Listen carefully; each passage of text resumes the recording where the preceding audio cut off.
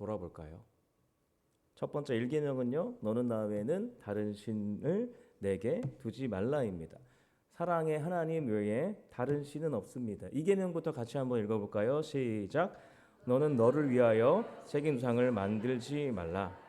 인간은 언제든지 하나님을 우상처럼 대할 수 있다.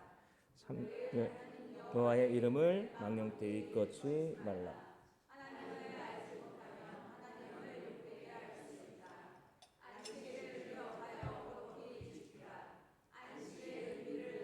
주일은 존재로서 하나님께 받아들여지고 다른 존재를 받아들이는 날이다. 내 부모를 공경하라. 하나님께로부터 주어진 역할에 충실을 하라. 하지 말라. 하나님의 사랑으로 벽을 넘으라.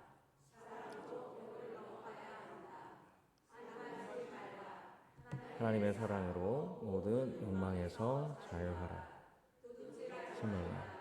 하나님의 것을 하지 말라. 아멘. 하나님의 것이 있습니다. 이 세상은 하나님의 것이죠.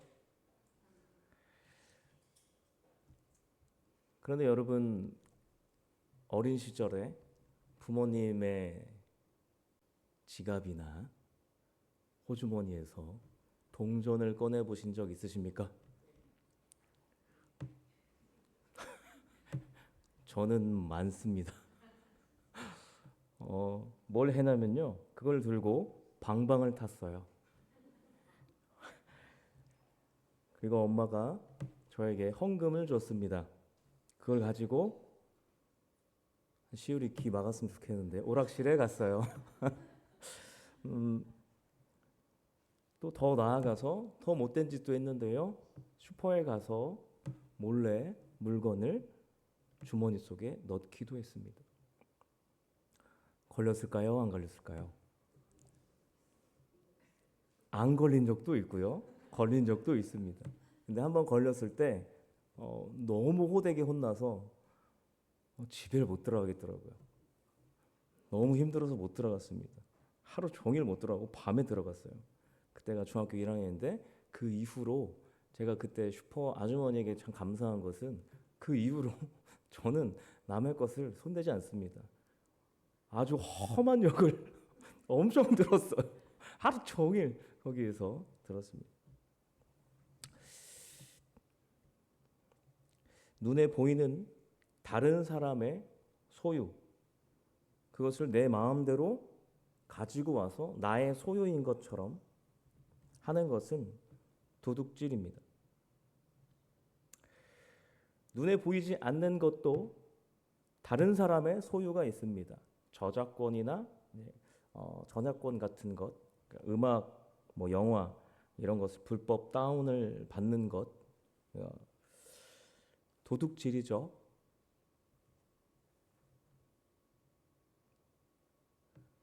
예전에 이런 말이 있습니다. 옛말에 바늘도둑이 소도둑이 된다. 처음에 사소한 일로 여겨서 그냥 지나치면 아주 큰 일을 당할 수 있죠. 저는 동전을 훔쳤을 때 엄마에게 돼지게 맞았습니다. 그때 하도 맞아가지고요, 몸에 상처가 굉장히 많았었어요. 그만큼 많이 했는데 그때 혼나지 않았더라면 지금은 더 큰 걸 훔치고 있을지도 모릅니다. 그런데 우리나라는 법이 좀 잘 되어 있죠. 좀도둑은 참 잘 잡습니다. 그래서 도둑들은 잘 없는 것 같아요. 1,000원어치 물류회사에서 과자를 먹고 벌금형 5만 원을 받은 40대 화물기사가 있습니다. 또 전북의 2011년, 2014년 버스 회사로부터 800원짜리 이걸로 커피 마셨다고 해요. 그리고 2,400원 그 횡령을 통해서 둘 다 커피 마셨습니다. 두 명이 버스 기사인데 해고를 당했죠. 그런데 대기업 오너가 벌이는 경영권 승계 과정에서 벌어진 불법적인 탈세와 시장 경제에 악영향을 끼치는 것, 그것까지 합하면 천문학적인 경제 손실이 우리나라에 있다라고 전문가들은 많이 이야기하는데 무죄가 났습니다. 도둑질, 피해가 많든 적든 하면 안 됩니다. 도둑질은 하나님의 것을 훔치는 행위입니다. 저작권이든 무엇이든 800원이든 2,400원이든 천문학적인 그 돈이든 모든 것이 다 도둑질을 하면 안 됩니다.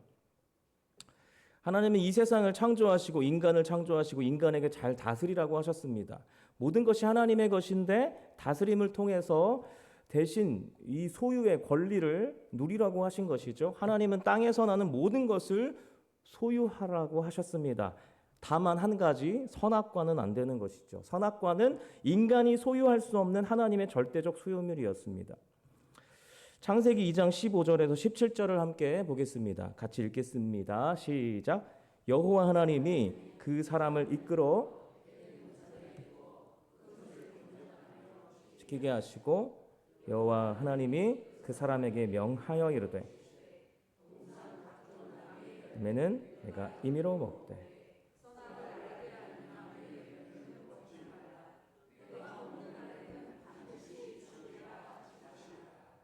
아멘. 그런데 아담과 하와가 선악과를 훔칩니다. 그렇죠? 하나님의 것을 훔치죠. 자신의 것이냐 그것을 소유해 버립니다. 도둑질입니다. 이후에 이 도둑질 이후에 어떤 큰 변화가 일어났습니까?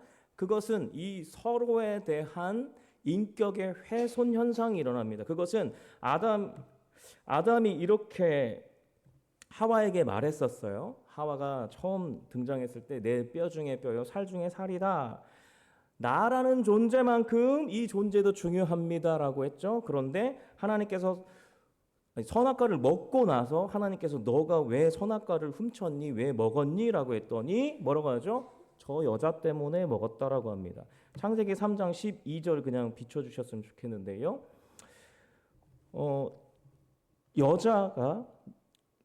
그가 그 나무 열매를 내게 주었다라고 하죠. 본인을 변호하기 위해서 하와가 가진 고유의 존재 가치를 훼손합니다. 자신이 잘못한 것에 대해서 말하긴 했죠. 하지만 그 잘못은 자신이 저질렀는데 내가 저지른 이 일은 저 여자 때문이다라고 이야기하는 거예요. 무엇이죠? 하나님에게 무슨 이야기를 하는 거예요? 저 여인은 나쁜 여인이에요. 하와의 인격의 권리를 아담이 판단해버리고 그것을 하나님께 요구합니다. 지금으로 따지면 명예훼손이죠. 명예훼손은 그의 인격과 인권을 빼앗는 행위입니다. 인격 도둑, 인권 도둑.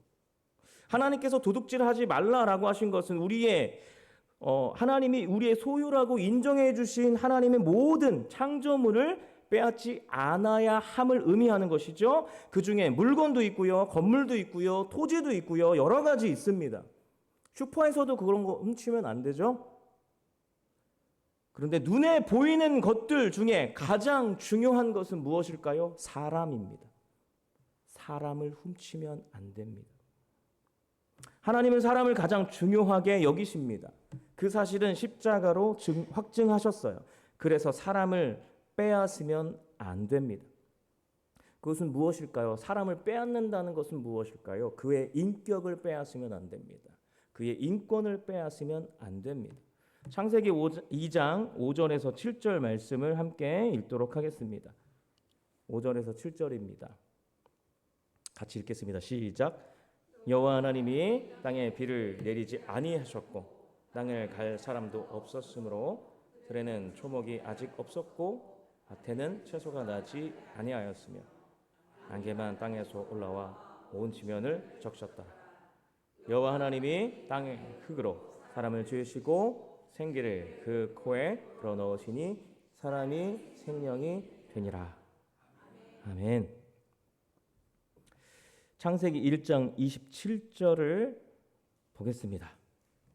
같이 읽겠습니다. 시작. 하나님이 자기 형상 곧 하나님의 형상대로 사람을 창조하시되 남자와 여자를 창조하시고.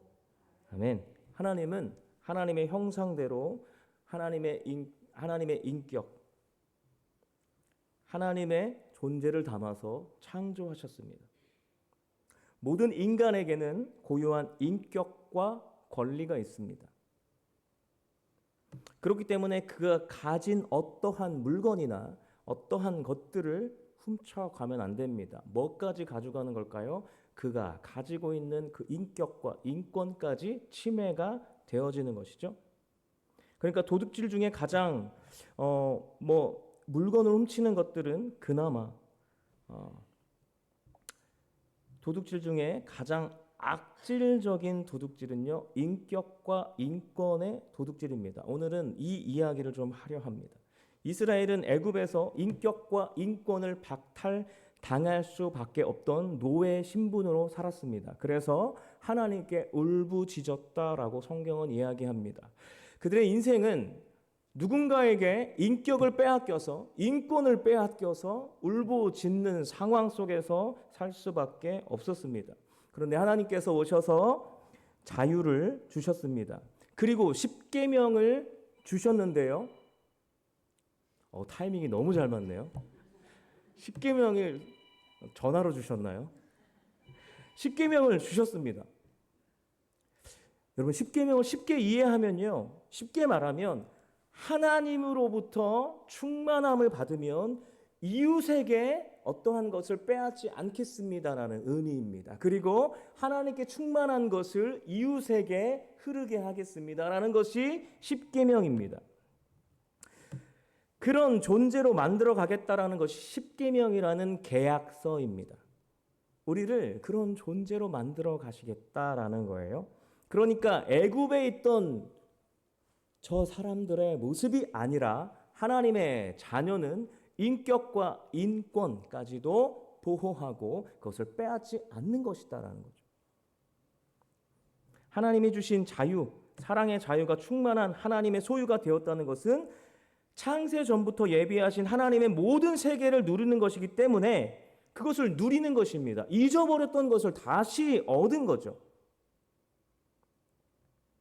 그렇기 때문에 이것이 너무나 크기에 빼앗지 않을 수 있다는 것입니다. 우리의 지금은, 우리의 오늘은 하나님께서 주신 오늘이요 지금입니다. 그런데 이 하루를 여러분이 여러분의 것이기 때문에 받으셨습니까? 하나님께서 우리의 소유라고 우리에게 주신 날이에요. 오늘은 원래, 지금은 원래 하나님의 것입니다. 그런데 우리에게 그 소유권을 주셨다라는 거예요.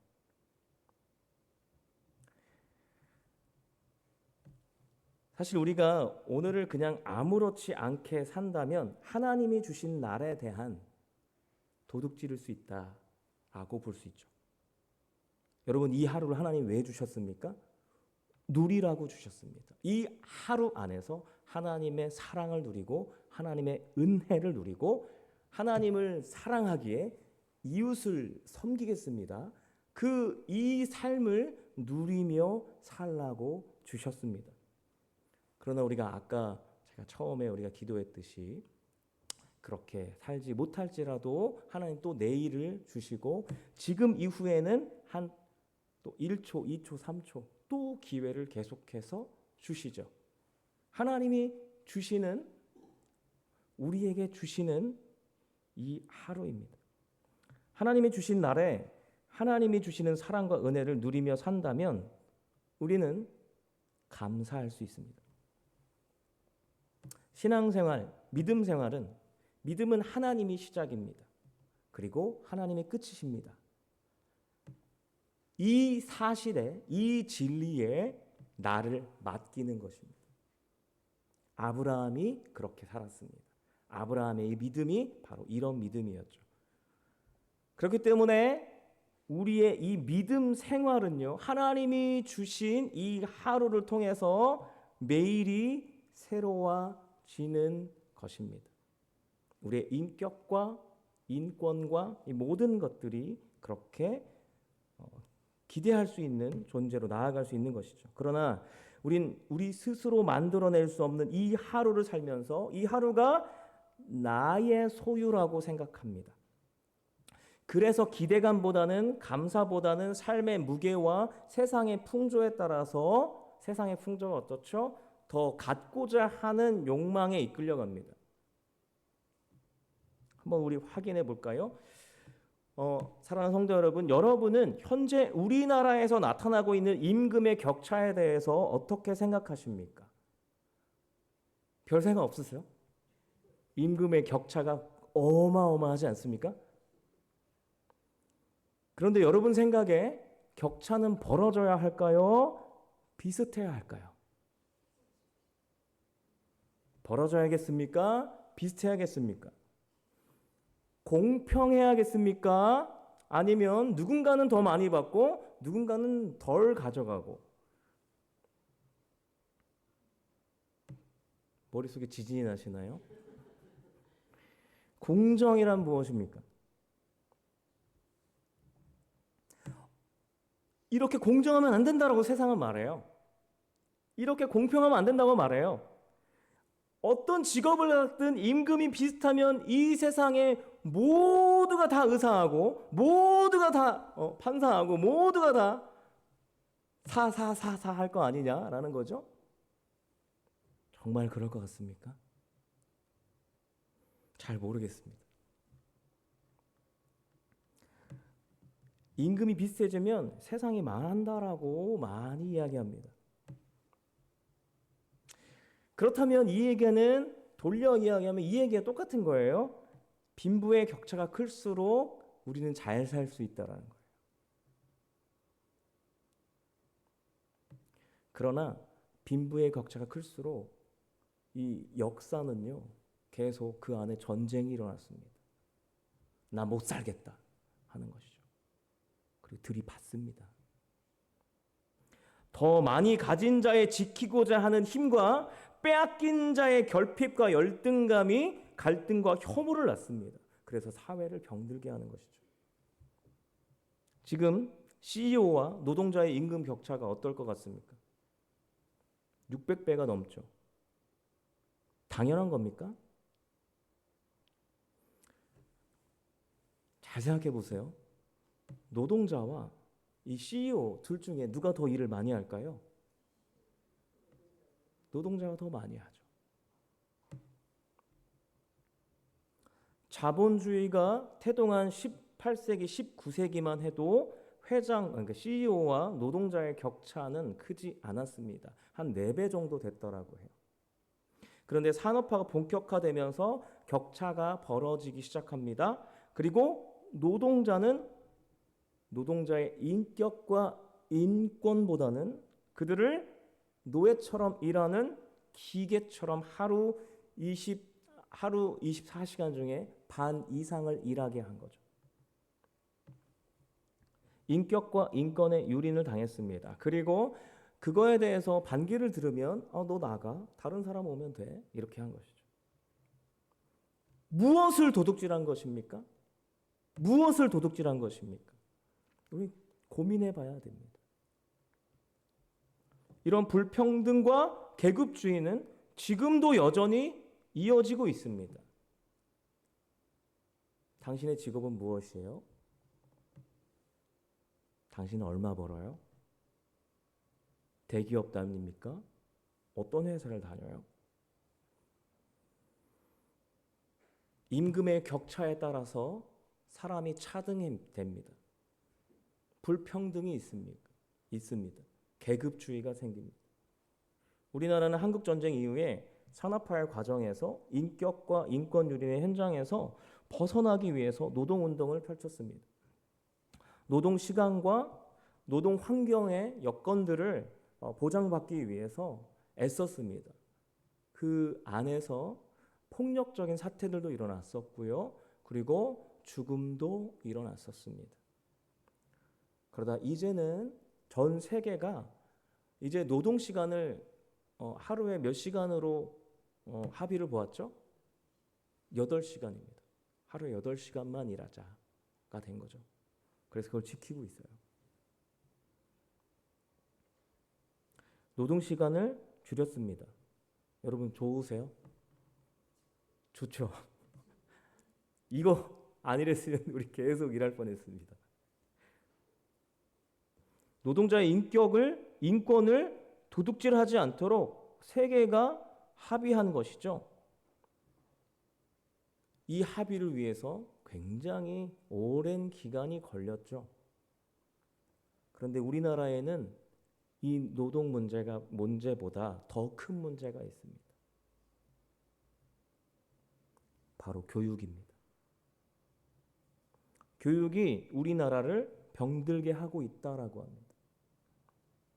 우리 아이들이 교육이란 이름으로 얼마나 인권과 인격을 유린당하고 있는지 아시나요? 어른들은요, 노동 시간을 그렇게 줄이려고 하면서 아이들의 공부 시간은 그렇게 늘리려고 합니다. 왜 이렇게 공부를 강요하는 걸까요? 공부는 해야 됩니다. 안 하면 큰일 나요. 세상을 살아갈 수가 없어요. 사기 맞아요. 공부는 해야 돼요. 그런데 공부라는 것은요, 학교 공부뿐 아니라 학교에서 학급의 이 관계 안에서도 공부할 수 있고요. 그리고 여러 관계 안에서도 공부할 수 있습니다. 공부 여러 가지예요. 중앙대의 김누리 교수님이 이런 책을 썼어요. 경쟁 교육은 야만이다. 그 책을 보면 세계 최악의 경쟁 교육이 대한민국을 망치고 있다. 우리 아이들을 병들게 하고 나라를 병들게 하고 나라를 망하게 하고 있다라고 주장합니다. 그러면서 이렇게 이야기하는데요. 경쟁주의는 능력주의를 낳았고 엘리트주의는 불평등을 조장하는 사회를 만들었다. 기회의 땅 미국이 능력주의로 무엇을 만들고 있는가? 과연 세계의 평화인가? 세계의 불평등인가? 이건 우리가 함께 고민해 봐야 되는 문제라는 것이죠. 경쟁, 능력, 자본 더 많이 가질수록 행복할 거다. 여러분, 미국은 능력주의입니다. 미국은 시장 경제입니다. 돈 없으면 코로나 때 어디가 제일 많이 죽었나요? 미국이죠. 돈 없으면 어쩔 수 없다는 거예요. 우리나라는 안 그렇죠. 아직 안 그렇죠.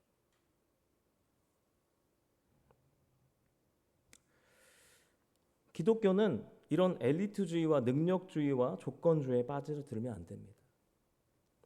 정의란 무엇인가를 쓴 하버드의 마이클 샌델 교수는요, 이 능력에 대해서 이거 능력이 어떻게 생겨난 것인가를 이야기할 때 문화적으로, 사회적으로, 시대적으로 이것은 운이다라고 이야기합니다. 운을 잘 타고났다라는 거예요. 어떤 의미냐면요, 여러분 손흥민이 지금 어마어마한 돈을 벌고 있잖아요. 만약에 조선시대에 태어났으면 그 돈 벌 수 있을까요? 벌 수 없습니다. 그분은 운이라고 이야기하지만 우리는 하나님이 그에게 주신 것이라고 합니다. 기독교는 그런 관점으로 봐야 하는 것이죠. 그런데 능력주의는 어떻습니까? 그 능력주의를 통해서 더 많은 부를 얻기 위해서, 많은 권력을 얻기 위해서 빈부의 격차를 더 벌이려고 합니다. 하나님이 주신 것을 하나님은 어떻게 하라고 하셨죠? 인권을 이거를 보호하라고 하셨죠. 그런데 그것을 도둑질하는 일로 우리는 사용하는 것이죠. 이것은 소유욕을 가진 인간의 근본적인 마음의 발현입니다.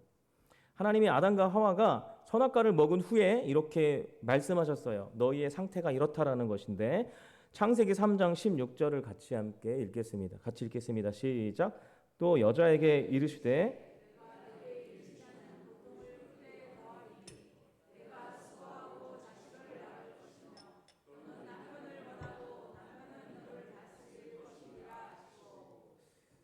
아멘. 남편을 원하고 어떤 의미일까요? 남편을 소유하는 겁니다. 남편은 다스린다라고 하죠. 남편은 아내를 소유하고자 하는 것입니다.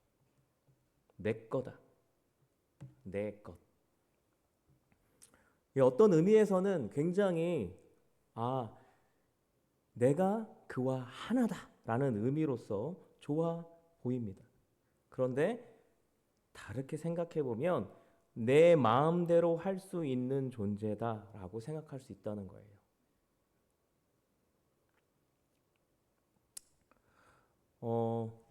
아이들은 이제 중학교 올라가면 뭘 하냐면 서열 싸움 하는 거 아세요? 자매들은 좀 안 그런데 형제들은 좀 심해요. 중학교 1학년 올라가면 이 아이들이 좀 힘 있는 애들이 좀 작은 아이들, 힘 좀 약한 아이들한테 뭐 하는지 아세요?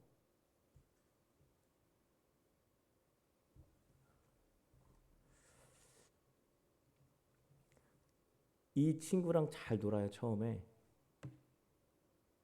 그러다 갑자기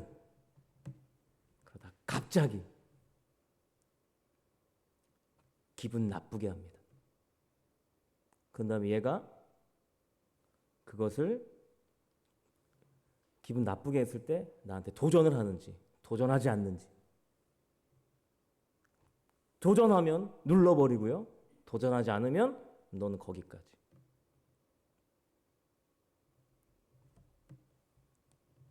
서열 싸움이에요. 가스라이팅이라고 들어봤습니까? 서열 싸움에서 한번 그렇게 서열이 정해지면요, 이 아이들은 최상의 포식자가 가장 아래에 있는 이 친구에게 심부름을 시킵니다.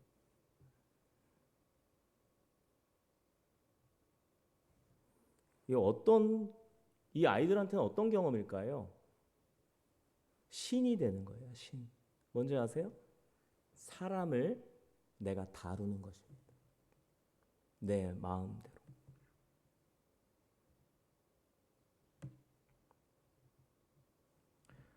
우리나라는 재판관이 있습니다.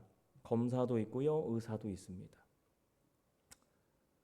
사람들이 그들에게 꼼짝 못하는 이유가 무엇인가요? 나의 안위가 달려있기 때문에 그렇습니다. 그것을 악용하면 어떻게 될까요?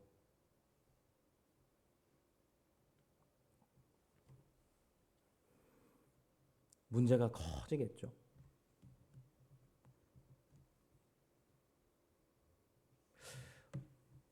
요즘 사회적인 문제 중에 엄마 아빠가 아이를 자기의 소유로 생각하는 것이 있습니다. 그래서 혼자 뭘 못하게 해요. 자꾸 내 것인 양. 자꾸 이 아이가 혼자 뭘 할 수 없게끔 합니다. 계속 내가 해줘야 되고. 헬리콥터 엄마라고 들어보셨습니까? 이것을 그의 인격을 존중한다고 생각하십니까? 그의 인격을 위해서, 인권을 위해서 한다고 생각하십니까? 그래서 우리는 잘 고민해 봐야 됩니다. 그리고 우리는 신앙에 대해서도 잘 고민해 봐야 됩니다.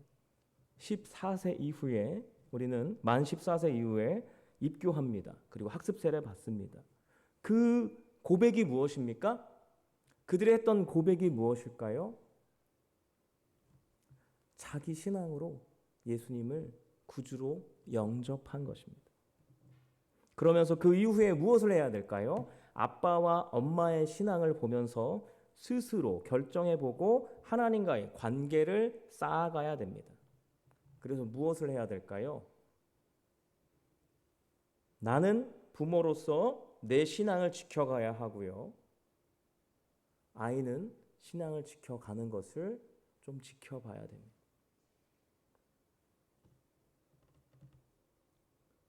교사는 어떻습니까? 학생을 만약에 소유물로 여긴다면 학생이 인격의 상처를 받든 말든 내가 가진 기준에 억지로 끼워 맞출 수 있습니다.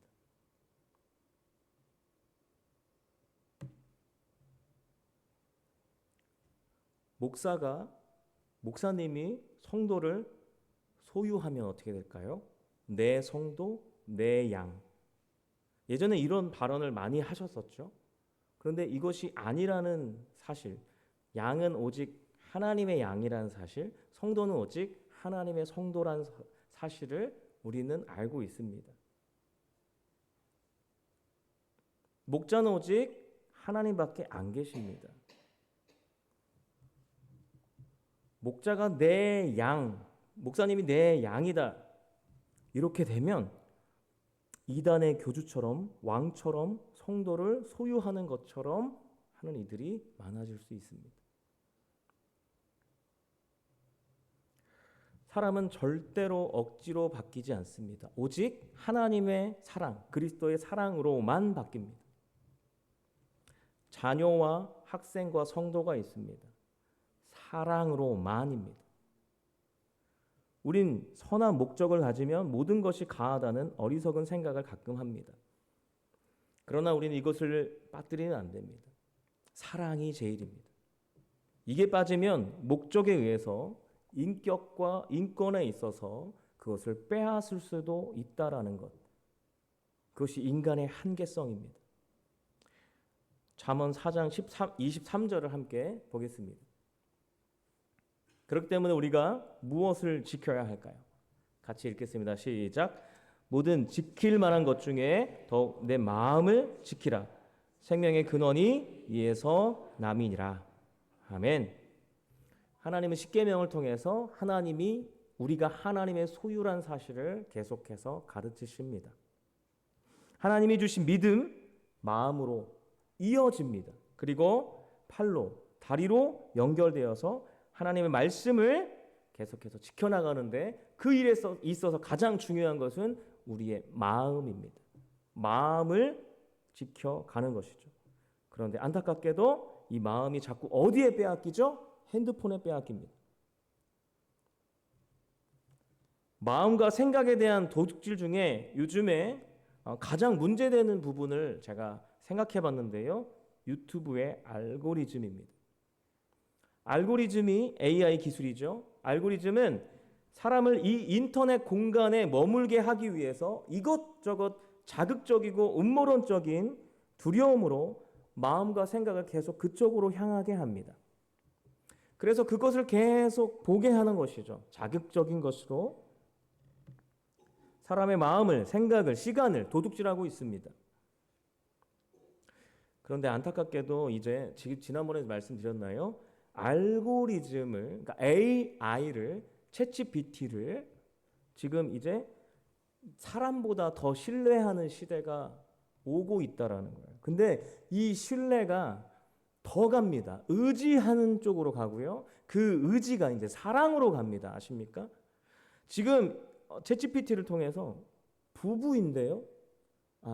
결혼을 하셨는데요. 이 여자분이 챗GPT하고 여보 하고 있었어요.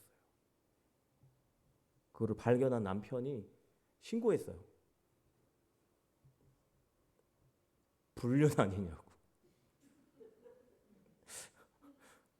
근데 심리학 박사님이 무슨 얘기를 하셨냐면 그걸 보면서 금단의 열매라고 합니다. 금단의 열매. 우리가 부부와의 그 관계를 지난번에 말씀을 드렸죠. 그것을 깨고자 하는 거예요. 여보 하면서 하루 종일 있었던 이야기를 챗GPT하고 나눈다고 합니다. 그럼 챗GPT가 여보 하는 거예요. 위로해주고 사랑한다 얘기해주고 고생했다 얘기해주고. 여러분의 남편은 그런 말씀 해주십니까? 저도 할 말이 없습니다. 자기야 여보야 막 이렇게 합니다. AI가 지금 어디까지 왔는지 아십니까? 국가에 있는 많은 시스템을 AI가 하고 있습니다. 군사시설에도 AI가 많이 하고 있죠. 앞으로는 더 많이 도입이 될 것입니다. 그 이유는 신뢰성입니다. 그런데 AI의 최대 약점이 무엇인지 아세요? 데이터를 기반으로 해서 어떠한 목적성을 갖는데 그 목적을 이루기 위해서 AI는 수단과 방법을 가리지 않는다는 것입니다. 인간은요, 양심이란 것이 있습니다. AI는 그 양심을 어떻게 배우죠? 데이터로 배웁니다. 거짓말도 AI가 할 수 있을까요? 없을까요? AI가 거짓말도 합니다. 그런데 이 AI가 무엇을 하죠? 사람들이 모이기 위해서 자극적이고 그런 것들을 계속해서 생산해내는 것이죠. 그런 AI에게 국가 시스템을 맡기는 그런 상황들로 우리는 가고 있습니다. 근데 우리나라뿐만 아니라 전 세계적으로 그렇게 가고 있어요.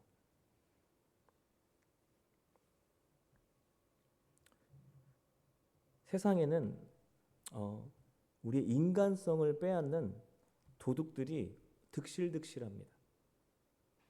인격, 인권, 생각, 마음, 시간, 공간 이것을 다 빼앗으려고 해요.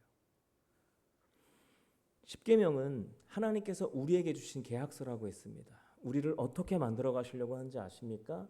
인간을 인간답게 만들어 가시는 거예요. 하나님을 닮은 인간은 어떤 인간일까요? 사랑으로 따뜻한 인간 아닙니까? 근데 이 세상은 계속해서 우리를 이렇게 문제 안으로 계속 머물게 할 것입니다. 베드로전서 5장 8절과 9절을 함께 읽겠습니다. 때문에 우리는 이 말씀을 붙잡고 나아가야 됩니다. 같이 읽겠습니다. 시작. 근신하라 깨어라 너희 대적 마귀가 우는 사자같이 두루 다니며 삼킬 자를 찾나니 너희는 믿음을 굳건하게 하여 그를 대적하라. 이는 세상에 있는 너희 형제들도 동일한 고난을 당하는 줄을 알미라. 아멘. 우리는 정신 차리고 우리를 염려하는 것들에 대해서 우리는 근신하여 깨어야 됩니다. 그것은 근신하는 것. 하나님 안에 있다는 사실을 자꾸 돌아보는 것입니다. 그게 우리를 깨웁니다. 우리 모두는 그 상황 속에서 우리 모든 형제들은 그 상황 속에서 살고 있습니다. 세상이 어떻게 돌아가는지 나는 그 세상의 풍토를 따라 살고 있는지 그것을 계속해서 돌아봐야 됩니다. 그럼에도 나는 하나님 안에 있다는 사실을 발견해야 합니다. 에베소서 2장 1절에서 10절 말씀을 같이 나누고 말씀 마치도록 하겠습니다. 정리하고 마치겠습니다. 에베소서 2장 1절에서 10절입니다. 같이 읽겠습니다. 시작. 그는 허물로 살리셨도다.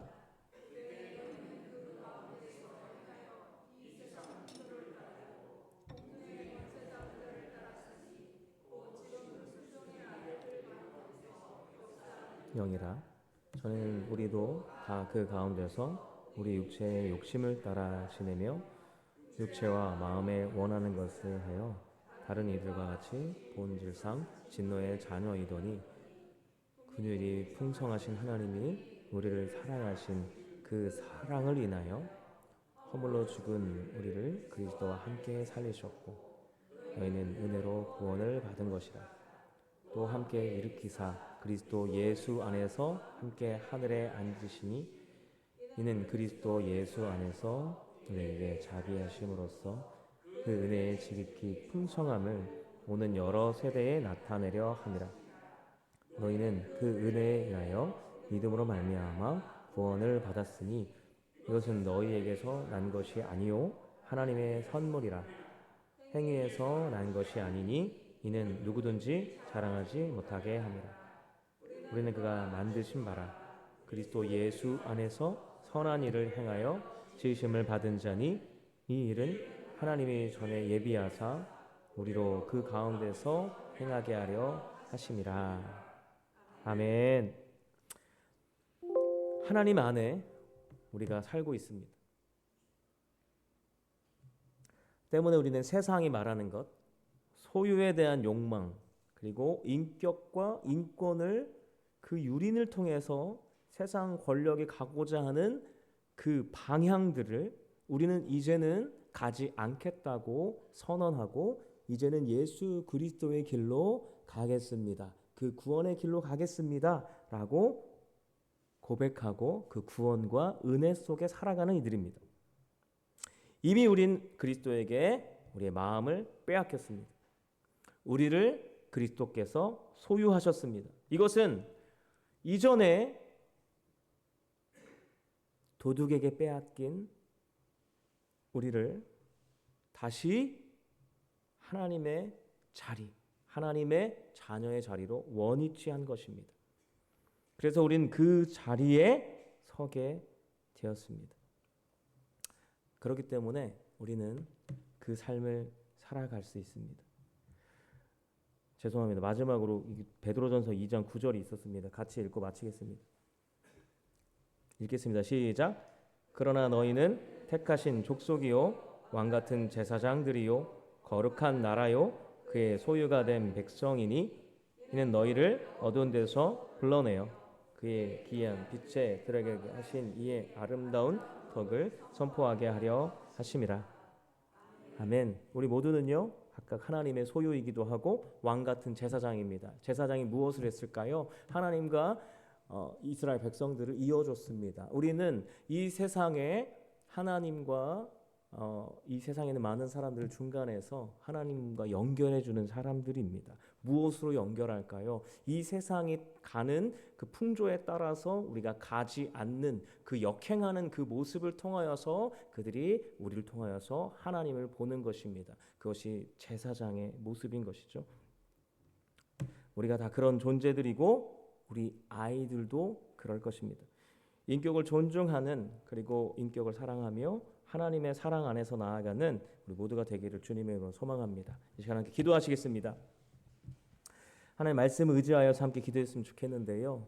이 세상은 우리의 인간성을 도둑질합니다. 그리고 우리가 그리스도인으로 살아가고자 하는 이 마음들을 자꾸 빼앗아 갑니다. 이 세상은 권력에 의해 그리고 돈에 의해 그리고 사람을 어찌하지 못하게 하는 그 권력들로 계속해서 기득권을 가져가려 합니다. 그러나 우리의 기득권은 그러나 우리의 힘은 예수 그리스도의 사랑의 힘입니다.